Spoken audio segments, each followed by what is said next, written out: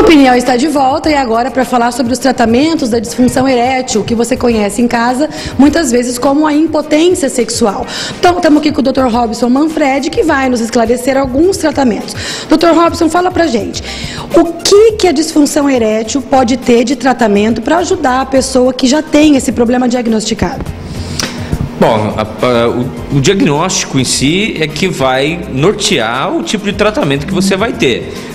Uma boa parte das disfunções eréteis tem a ver com uma queda de hormônios que ocorre após uma certa idade ou às vezes precocemente.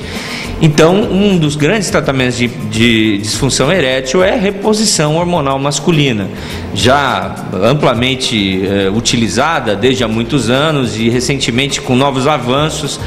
Nós temos reposição hormonal hoje por gel que você aplica no corpo todos os dias e você mantém um nível hormonal bom. A gente tem injeções trimestrais de hormônio que você mantém um nível hormonal bom, né?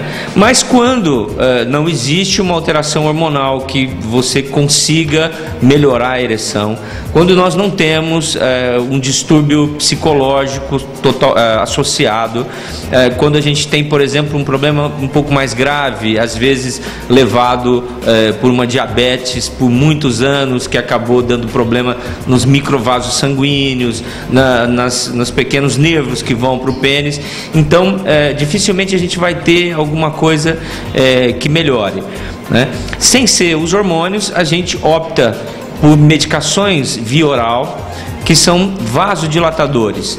Recentemente, a questão de 10 anos nós já temos ou mais, e a gente vem usando largamente vasodilatadores, que são medicações de ação rápida, comprimidos que você toma antes da relação sexual. Que é aquele que o hipertenso não pode tomar, é isso?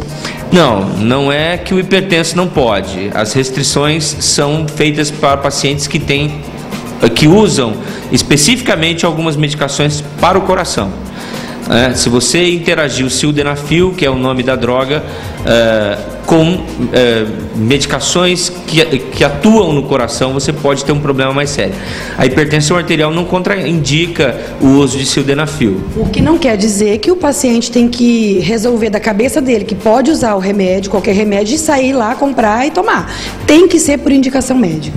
Sim, no Brasil, que é um grande laboratório de todas as indústrias farmacêuticas do mundo, é um dos lugares onde mais se consome medicação, a riveria da ordem médica, e é um dos lugares onde mais se consome esse tipo de medicação para disfunção erétil, a grande maioria das vezes sem necessidade, simplesmente para tentar melhorar uma coisa que já está boa, que já está normal.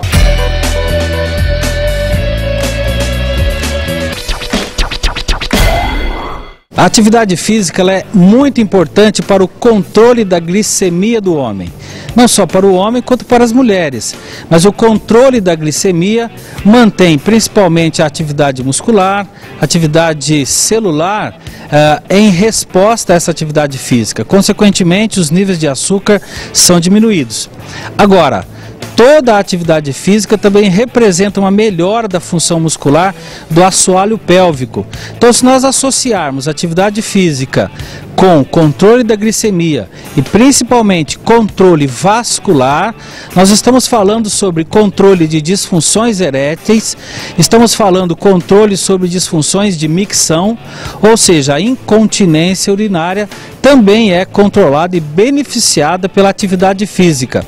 Então fica aqui a dica do professor: faça atividade física regular e controle os níveis de glicemia através do exercício físico.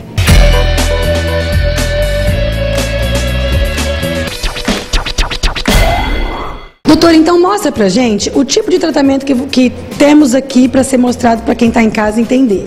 Aqui a gente tem uma prótese, né? É isso? Mostra pra gente isso aqui então.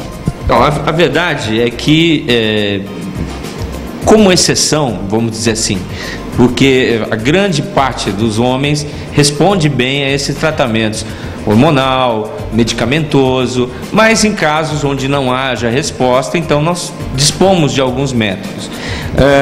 Um dos métodos que a gente utiliza muito é a injeção de medicação no pênis.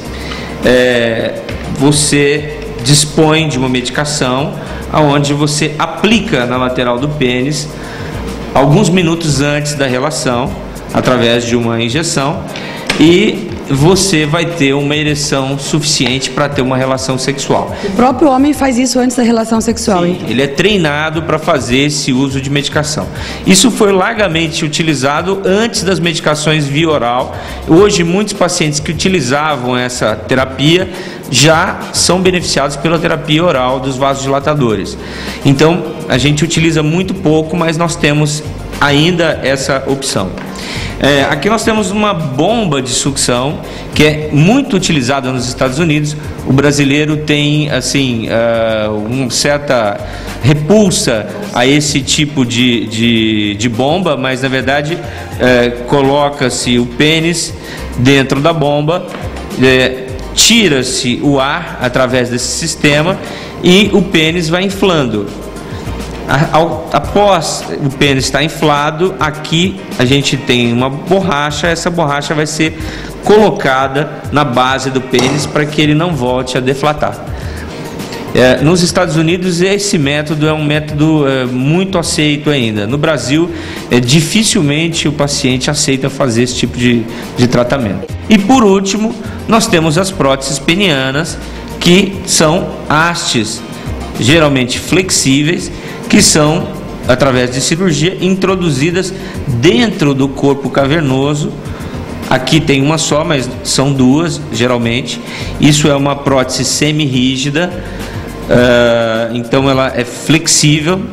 É uma das próteses mais usadas, das mais simples. Uma vez colocada, ela não é retirada, ela fica lá para sempre. Sim, ela é definitiva. Ato cirúrgico isso. Ato cirúrgico.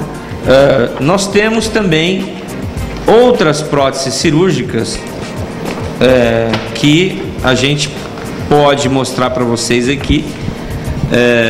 Essas são próteses infláveis. Você percebe que aqui tem um reservatório, aqui tem a prótese e aqui é uma bombinha que fica no escroto do paciente e ele vai acionar essa bombinha para poder inflar a prótese. Essa aqui é semi-rígida, essas são infláveis. Realmente são tratamentos muito bons. O custo que eventualmente é um pouco mais elevado, né? E também a prótese peniana não é um tratamento que é muito bem visto pelos pacientes. Realmente eles preferem tratamentos mais naturais.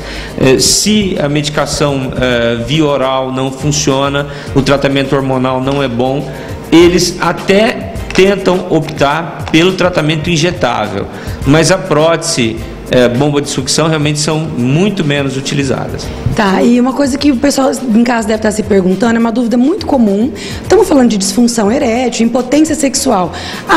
O meu marido fez a vasectomia, então ele ficou impotente, vai ficar impotente. Existe um mito que cerca muito esse assunto, doutor. Quem faz a vasectomia para evitar ter mais filhos não tem necessariamente uma consequência como impotência sexual? Não necessariamente, absolutamente não, posso te dizer com todas as letras. Não existe nenhum vínculo entre a cirurgia de vasectomia e impotência sexual, né? Nós estamos cuidando apenas de cortar o ducto que carrega os espermatozoides para a saída desses espermatozoides. Nós não estamos cortando o fornecimento de hormônio masculino, né? A gente só cortaria o fornecimento de hormônio se nós tirássemos o testículo. Nós não estamos tirando, a gente está só interrompendo um pequeno ducto que transporta os espermatozoides. Então, não existe nenhuma possibilidade de impotência com esse método. Ok, gente, desmistificado todos os tabus, tudo que você achava que era verdade, você viu que talvez fosse outras coisas, mentira, mito, caiu por terra. Nada melhor do que um especialista para falar sobre o assunto. Dr. Robson, muito obrigado pela sua participação no Opinião Saúde e eventualmente a gente vai voltar para ainda falar sobre outros assuntos. Tudo bem, combinado? A gente está à disposição. Só posso dizer que esse apanhado geral foi extremamente rápido e eu acho que cada método, cada doença, acho que merece uma opinião saúde especial. Com certeza. A gente está à disposição, podemos falar sobre cálculos renais, pedras dos rins, que é uma coisa que hoje em dia Tá realmente, cidades quentes, de clima seco como o nosso, a gente está tendo uma incidência extremamente alta. Como você citou, pacientes que têm perda urinária, com incontinência, as mulheres com mais idade, que têm um déficit hormonal, que tiveram vários filhos. Tudo isso é assunto para urologia, tudo isso é assunto... Muitas dúvidas, né? Muitas dúvidas. Tudo isso é assunto para Opinião Saúde, a gente está à disposição. Com certeza. Obrigada mais uma vez. Opinião Saúde, volta já.